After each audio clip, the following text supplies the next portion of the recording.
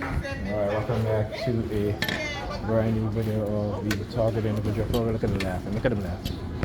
So I'm gonna tell you guys why. Hilarious. Hilarious. Remember I talked about Pam wanting to have a, you the sirens down, Patrick, wanted to talk. So I said, okay, let's talk. She's like, no, not right now. Got upstairs and I said to her, do you want to talk now? Right?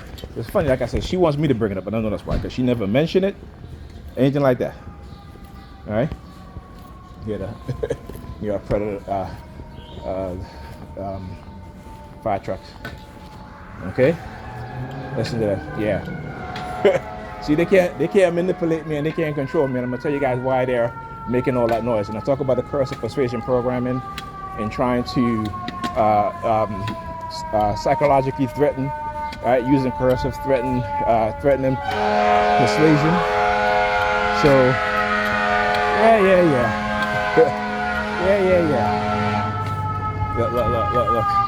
And again, surveilling us, illegally surveillance, listening to our conversations, right? These criminals.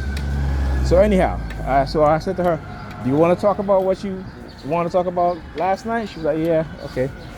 So then she says she bought up my tablet. Because I told you how she broke, she destroyed my equipment, right? Whenever she's mad, she go on this tyrant where she just destroy my stuff, right? So I said to her, you need to replace my tablet. Okay, because right now I'm using my son's tablet, but I don't want to, it's his tablet, so I don't want to, use it for too long. And she already told me that she was going to replace it. So she says to me, you brought up the tablet and this and that, and she's like, I have expenses and this and that. I was like, yeah, okay, Pamela. Right? But yet you're buying, Broadway tickets, right? Costing you, L32. And you look at that and then put it out. Anyway, so I said to her, I said, you spend hundreds of dollars, $600 on Broadway ticket for two people, right? And that was not that long ago, right?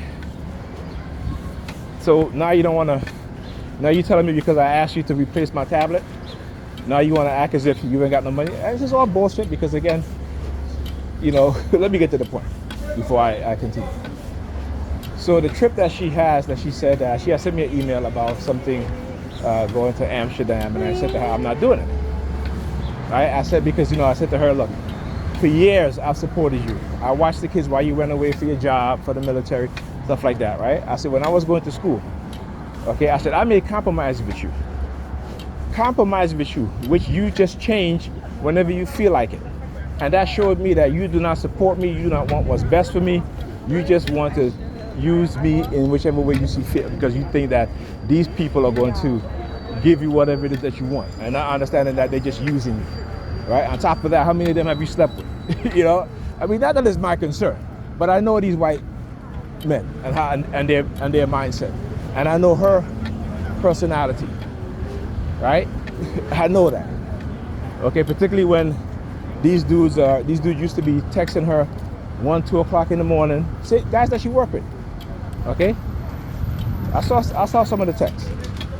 And even after all of that, man, I still, all right? So, so she tried to make it seem like I'm not supportive. I'm like, really, Pamela? I said, I supported you. You put me in positions where I still supported you, where another man would not even think twice. Okay? And I said, I did it because we have kids together. And, and I wanted to see your career, do well in your career because of the fact that we have kids. But these women, let me tell you, when it comes to us men and wanting to see us do better, they don't. Why? I got to do a show where I'm going to play this video for you guys so you can see exactly the mindset, right? And it's not just one of these women, right? This is like the majority of them, how they think and what it is that they do, right? So anyhow, so I said to her, look, I said, I made compromises with you when I was going to school, okay? And you've broken every one of those compromises. I said, and the compromise was to benefit you, not me, because I could have stayed at my house and, go to school, get to school on time, and not be tired having to come out of school, having to, pick up the kids and with you come home and then have to get back on the bus and go back to school, travel back back to school.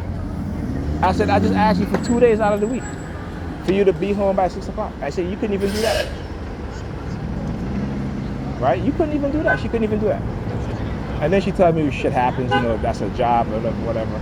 I'm like, Pamela, you tell me that you couldn't tell your job that I am doing you a favor and that those 2 days that you need to be home by 6 o'clock. Right? You couldn't even do that. I said, on top of that, also, if she was to come late, she wouldn't even call and say, hey, you know what? I'm late, I'm still at work, whatever. None of that stuff. Right? So I just said, you know what? I'm not doing it anymore because why am I supporting her in her career? And again, we're not together, but I still support her career because of the fact that she is the mother of my kids. Right? And I know that, her being successful at her job will benefit my kids. But see, she doesn't want me to go back to school and study and do all of this stuff because she doesn't want me to do better.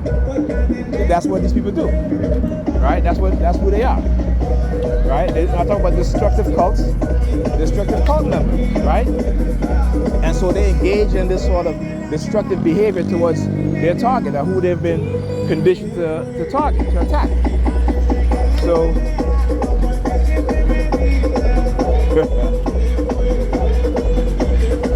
Right? So I told her, I said to her, she was like, well, I already made a commitment. I said, well, why would you do that? I said, again, this is what I'm talking about, the lack of respect.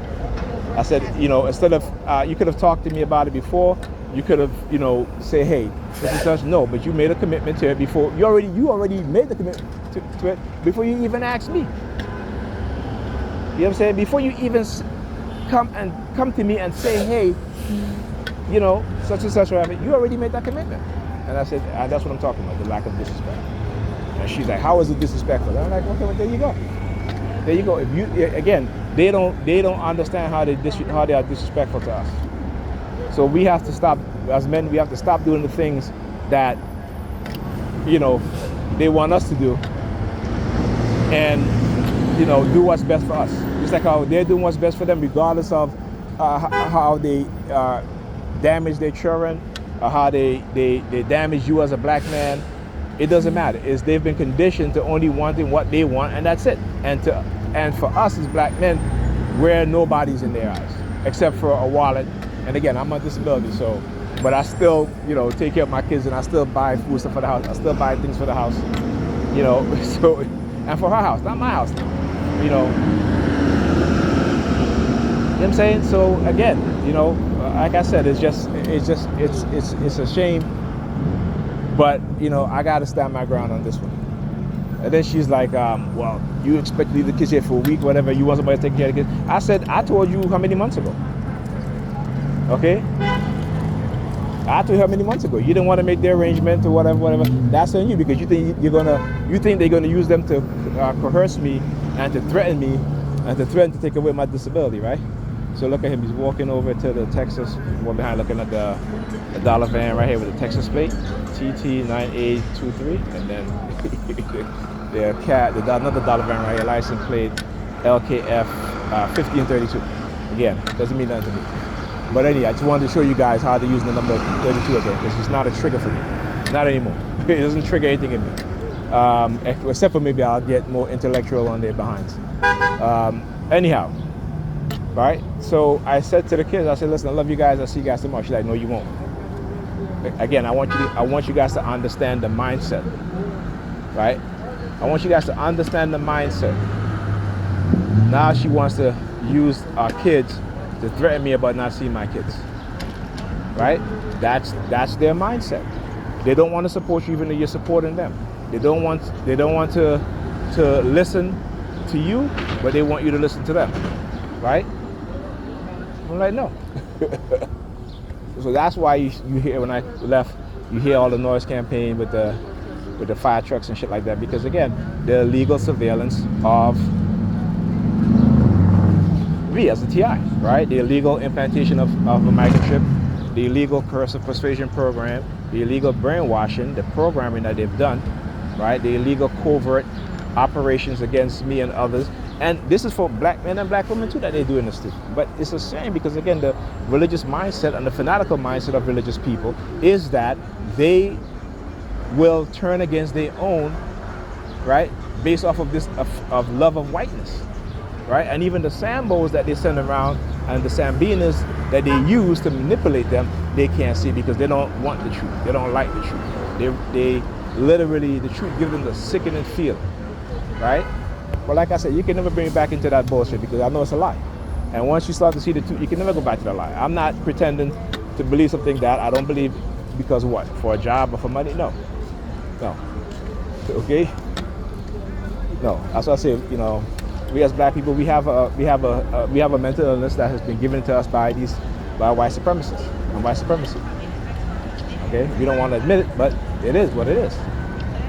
Right? As Dr. Amos Wilson said that you know, what they've done to us is to give us a backwards mindset to where we believe the lies, right? And then we don't want to hear the truth.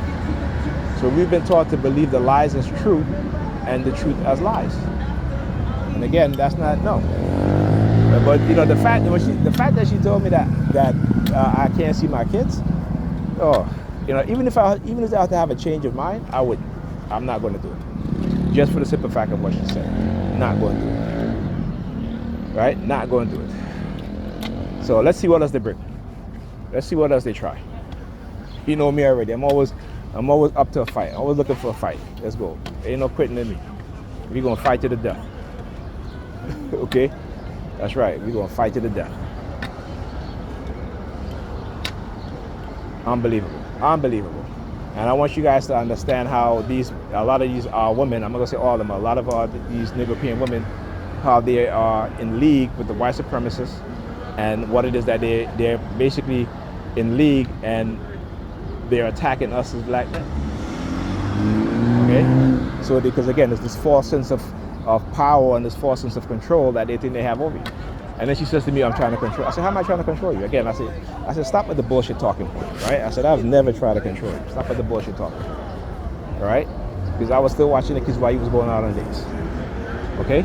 How is that control?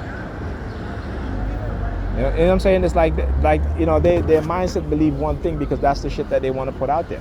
That's the shit that the white supremacists and the black feminist movement and the black feminism and feminists has put into their own mind.